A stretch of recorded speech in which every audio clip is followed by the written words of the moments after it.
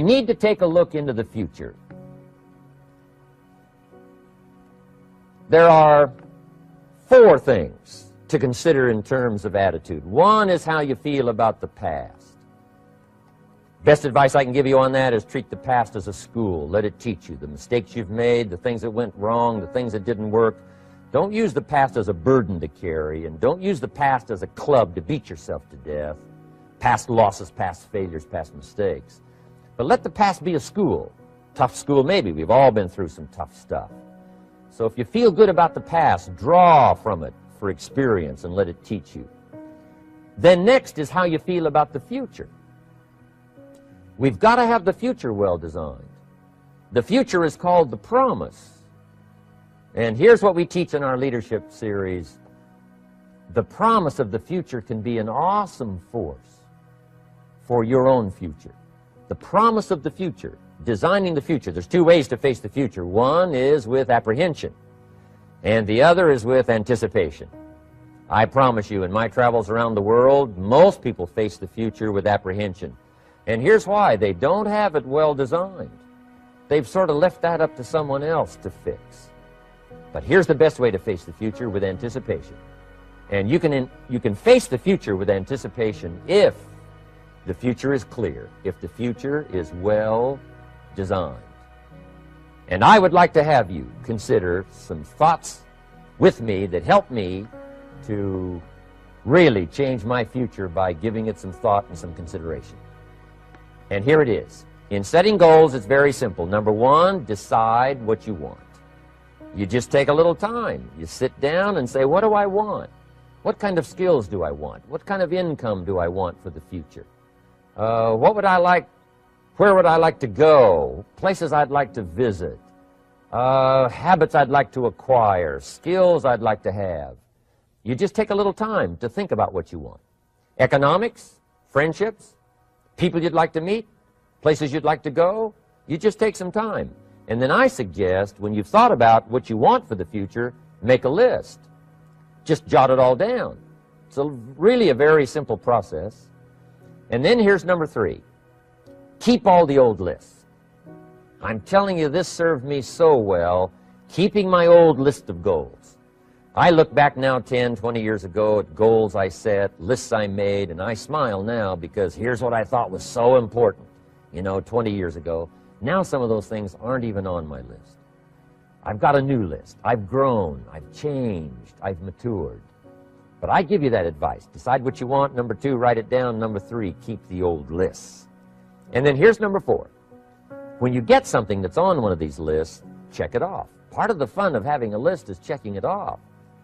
And then if you can add some drama to checking it off, see, that's what really helps. I set a goal to go to Spain many, many years ago. And when I finally made my first trip to Spain, I had that journal with me that had that list in it. And while I had my journal on my lap, waiting for the wheels to touch down in Madrid, I waited until the wheels touched the runway, and I checked it off. Just adding a little drama. So, part of the fun of having a list is checking it off. Now, here's what's important about the lists and designing your future. If the future gets clear, the price gets easier. Because you got to remember, for every promise, there's a price to pay. Everybody's got to pay the price. Everybody's got to do the deal. Everybody's got to do the disciplines. Everybody has to pay. But here's what I've discovered. If the promise is clear and powerful, the price is easy to pay. The price is some classes. The price is a few books. The price is a few disciplines. The price is finding something that'll make your life better, make you grow, make you change, make you develop. So the first part of the key is to design the promise. Then, what is the price to pay? I'm telling you, the price will be easy. Anybody in my audience can pay it, no matter where you are, where you come from. Color doesn't matter, religion doesn't matter, where you grew up doesn't matter, circumstances don't matter. I'm telling you, if you'll make the promise of the future clear for yourself, the things you want, the places you want to go, the things you want to have, the person you want to become, the skills you want, the homes you want, the future you want, the friends you want, all of the values of life that you could possibly want. If you'll make that clear, make those lists, and be serious about it. I promise you it's an easy price to pay. Anybody can pay it. And the best advice I can give you is, if I can do it, you can do it. Farm boy from Idaho, raised in obscurity. I changed my life, turned it upside down, turned it all around, found economics, found future, found promise, and if I can do it, you can do it. So, start setting your goals and see if you can't get a better excitement going for the things you want to accomplish for the future. Now here's my third subject, and that's called financial independence. Oh, by the way, before I get to financial independence, let me cover one more point. One of the major reasons for setting goals is for what they make of you in achieving them. My teacher advised me when I first got started at age 25, he said, "Jim, why don't you set a goal to become a millionaire?" He said, "It's got a nice ring to it. You know, enough zeros to impress your accountant." And he said, "I'm here to help you. You're only 25 years old. You've been to 1 year of college. You've got a beautiful family, every reason to do it. Why don't you set a goal to become a millionaire?" And he said, "Here's why." And I thought, he doesn't need to teach me why. Wouldn't it be nice to have $1 million? He said, "No, then you'll miss it." He said, "Here's why. For what it will make of you to achieve it." I'm telling you, that statement changed my life. Set the kind of goals that will make something of you to achieve them. He said, "Now, once you become a millionaire, what's important is not the money." I thought, that's kind of strange teaching. He said, "Honest, it isn't important." He said, "You could just give the money away." Now, I did better than that. I lost it all. By the time I was 31, I was a millionaire. By the time I was 33, I was broke. And I'll tell you a little bit about that story later. But when I lost all my money, guess what? I found out Mr. Schoaf was right. What was valuable was not the money. What was valuable was what I became to earn the money. The skills I had, the knowledge I had about the marketplace, the values that I had going for me. They were more valuable than the money. And here's an important statement to remember. It's not what you get that makes you valuable. It's what you become. So part of the key here is to set the kind of goals that will make something of you. Don't set them too low so that you don't have to grow and you don't have to read and you don't have to try and you don't have to stretch. Don't set them too low. And then don't sell out. Don't go for something that's going to cost you your virtue or cost you your values or sell out your principles. There's a good middle road here to follow. Goals that will inspire, goals that will help you grow, change, develop, and become better than you are. Okay, now let's talk about financial independence. How to become rich by 40, 35 if you're extra bright, much sooner if you find an opportunity like I did. Let me show you how I did it. Financial independence. First of all, I like the phrase financial independence. Some people are a little bit concerned about using the word becoming rich or becoming wealthy, and I can understand that. I struggled a little bit with this. Is it okay to go for becoming rich, go for becoming wealthy?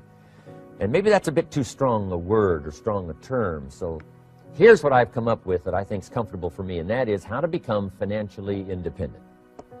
I think it's every person's heritage here, especially in America, to become financially independent. Now, let me give you my definition of financial independence. Financial independence is the ability to live from the income of your own personal resources. Financial independence. Now, it depends on how you want to live.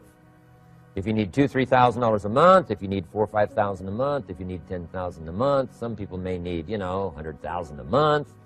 But whatever you would need to live, and you could earn that living from the income of your own personal resources, that's what I call financial freedom, financial independence. And let me show you how to acquire it. If you start at age 15, between ages 15 and 35 is 20 years. And in my personal opinion, based on my own studies and my own experience, 20 years, in my opinion, is enough time to become financially independent. If you're not, you don't live in the wrong country. Probably what's happened is you have the wrong plan. And it's easy to be a nice person with the wrong plan. I found that when I was 25 years old. I was broke at age 25, and I was a nice guy. You would have liked me.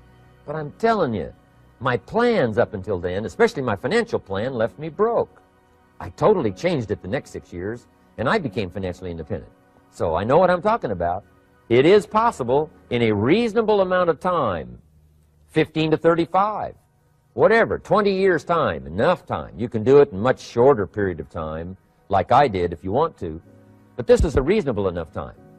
But here's number one. First of all, you got to have the right philosophy. Philosophy is our ability to gather knowledge and sort through it and decide what's valuable. To develop a philosophy about life, a philosophy about our health, a philosophy about our family relationships, a philosophy about economics. And if you develop the right philosophy, that's what helps to set this sail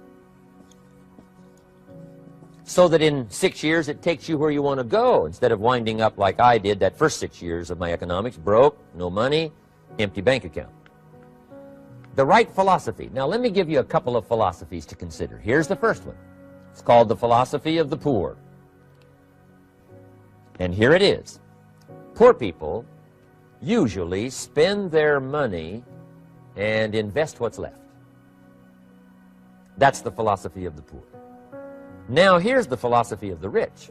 Rich people invest their money and spend what's left.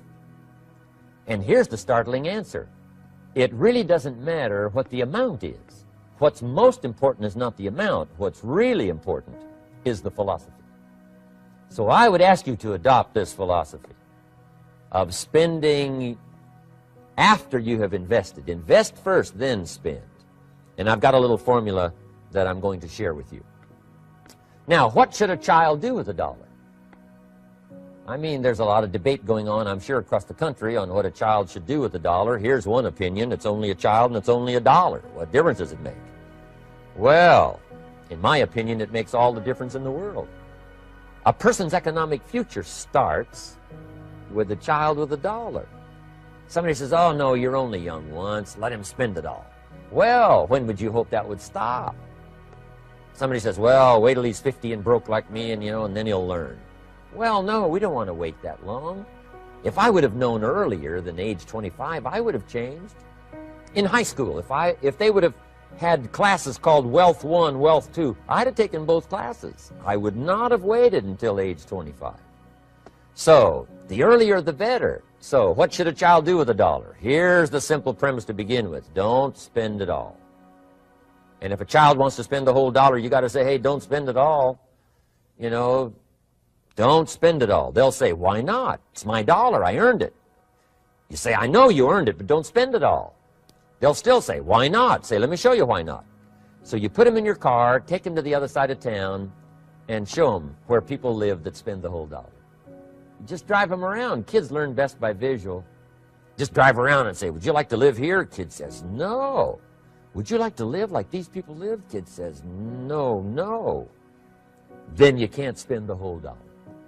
So, kids will get the message. So, take them to the other side of town, show them around, unless you already live there, and then just show them around. Anyway, don't spend the whole $1. Now, let me give you my best view of what to do with $1. And I promise you, if you started at age 15, now if you're over 15, right, you've still got plenty of time. You still got 20 years. If you're 30, you still got 20 years. I mean, you still got plenty of time to start what I'm about to share with you. What to do with $1. Here's my first bit of advice. Never spend more than 70 cents. Never spend more than 70 cents. Now, you got to pick some number, and the number you pick is going to be determined by your philosophy. It's going to be determined by what you've been taught or your experience teaching yourself.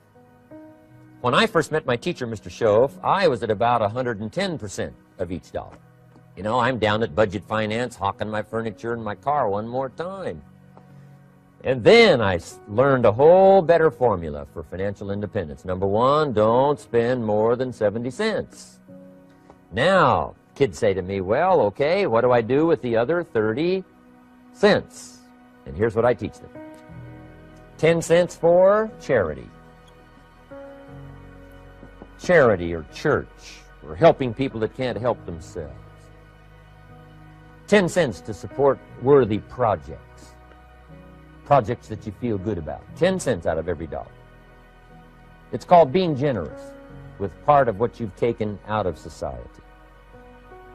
Now, in my opinion, nothing teaches us character better than generosity. No class, no teacher, no book teaches character better than generosity. And the best time to start is when the amounts are small. And I know if kids learn these lessons well, they'll give a dime out of a dollar, help people that can't help themselves, support worthy projects. Or if you belong to a church, they teach tithe, piece of. That's very important. Now, because when the amounts get larger, sometimes it's a little more difficult. You know, giving 100,000 out of a million, someone says, oh, if I had a million, I'd give 100,000. I'm not sure. That's a lot of money. So the time to start is when the amounts are small. 10 cents out of the dollar. Okay, next 10 cents I call active capital. Active capital means do something to make a profit. Active capital. Set aside a portion of your income. Wages are okay, but I'm telling you, wages will make you a living. Profits will make you a fortune. So set aside part of your income as capital, called active capital. Any kind of project you can possibly think of, you can possibly come up with. I'm going to write a new book, I think, for kids. I think the title is going to be, Of Course Kids Should Pay Taxes. It's kind of an interesting title. In California, kids do pay taxes. When a child walks into 7-Eleven, buys something that costs $1, the proprietor says, give me 7 more pennies. And the child says, hey, what's these 7 pennies for? And the proprietor says, that's the taxes. Kid says, well, hey, I'm only 8 years old. Proprietor says, congratulations, you're my youngest taxpayer. Give me the money. So in California, where I live, kids do pay taxes. Big question is, should they? And my book will answer that question. Of course, kids should pay taxes. Nothing is for free. If you want to ride your bicycle on the sidewalk instead of in the mud, you got to pay the 7 pennies. Nothing is free, so we all have to pay. So, 10 cents out of your living, out of the money you earn, set aside for capital. Capital to try your best to show a profit. And in my book, it's going to be all kinds of ways kids can make money, right? 2 bicycles, one to ride and one to rent. I mean, you know, it doesn't take long to figure out some enterprise that'll start making a profit. Then you must jot this down if you're taking notes. Profits are better than wages. 1, you can't usually start wages until you're about 16, 15, 16. But you can make a profit long before you're eligible to start earning wages. And then there's no limit to profits. And they can double and triple and quadruple. You know, there's no limit. It's incredible how fast profits can grow. So profits are better than wages. Wages make you a living. Profits make you a fortune. Now, the third 10 cents is vitally important. I call it passive capital. Capital you let somebody else use. A financial institution, stocks and bonds, mutual funds, whatever. Let someone else use it. You furnish the money. They use it to make a profit, but they pay you for the use of it, called interest. And here's one of the things that'll make you financially independent fairly quickly, and that's called compound interest. And this is how you get it. Letting someone else use a portion of your money, your substance. They show the profit, they pay you interest. And this passive capital, I'm telling you, over a sustained period of time, if you'll develop this little 10, 10, 10, and 70, especially starting at age 15, I'm telling you, by the time you're 35, you will be financially independent. You'll have the ability to live from the income of your own resources. And then one more point on passive capital. There's a Bible philosophy. I'm an amateur on the Bible. But there's a Bible philosophy that teaches the borrower is servant to the lender. And if you want to be in a powerful position as you grow older, finally when you become mature, maybe have your own business, things have worked out for you for the future, the position you always want to be in is the power position. And that's called the lender. The lender is the power position. So if kids learn early enough, and then you ask them what they'd like to be when they grow up, I'm telling you, once they understand, they'll say, well, one of the things I want to be is one of those lenders. That's the power position, not the spender. No, you'll be pitied the rest of your life if you just become a spender. You got to become a lender. And I think this is the one formulas to follow. 10 cents out of every dollar. Let someone else use it. Be the lender, power position. Then try to show a profit. Can't we teach our children how to take $1, search the neighborhood, find a broken wagon, pay $1 for it, bring it home, you know, clean it up, sand it until it's clean, paint it red till it shines, straighten out the wheels till they're true, take it back to the neighborhood, sell it for $5? Anybody can do that.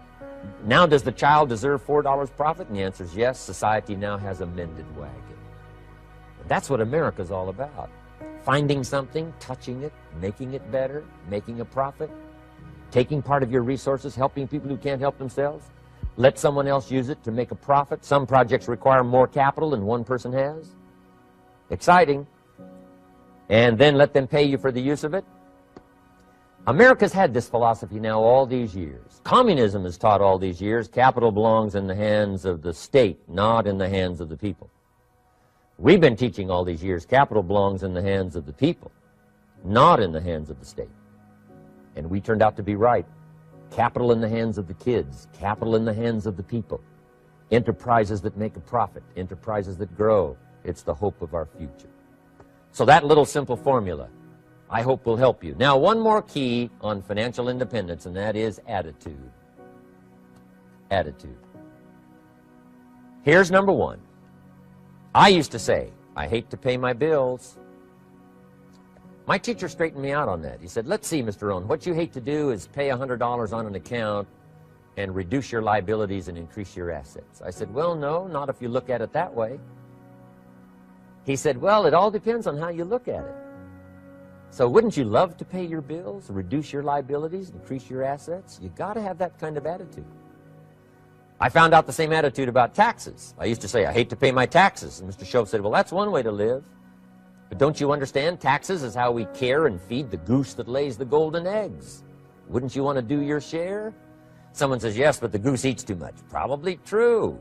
But hey, we all eat too much. We all need to go on a diet. Better a fat goose than no goose.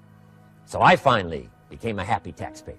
Now, I think taxes are too high, so I'm working to get taxes lowered for our economic future.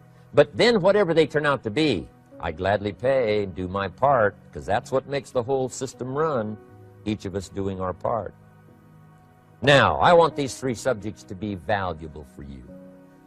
I want them to have meaning for you. I want you someday to be financially independent. I want you to have the personal development so that you feel good about yourself. If I had a chance to meet you someday, I'd like to have you show me the list of goals that you got started and say, Mr. Rohn, here's some I've already checked off. Here's the books I'm reading. Here's what's happened. I'm developing the skills. I'm better this year than I was last year. I've got more self-confidence. My skills are developing. That's what I want for you, and that's why I took the time to come and share in this video message with you. I do seminars all around the world, but this is one way that I can reach out and touch you in case you can't come to my seminars, wherever I am. Maybe this video will reach you somewhere, and it'll have an impact on your life.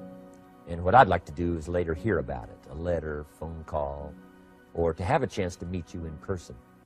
And now I'd like to leave you with these 4 questions called questions to ponder. These questions were valuable for me, and I want to make them valuable for you. Here's the first one, why? We all ask why we should work this hard, why take that many classes, why go to school that many years, you know, why take the notes, why read the books, why work that hard, why put yourself through the push-ups and the disciplines, why? Good question, why? Best answer to why, I think, is the second question. Why not? Why not see how many books you can read, how many classes you can take, how many skills you can develop?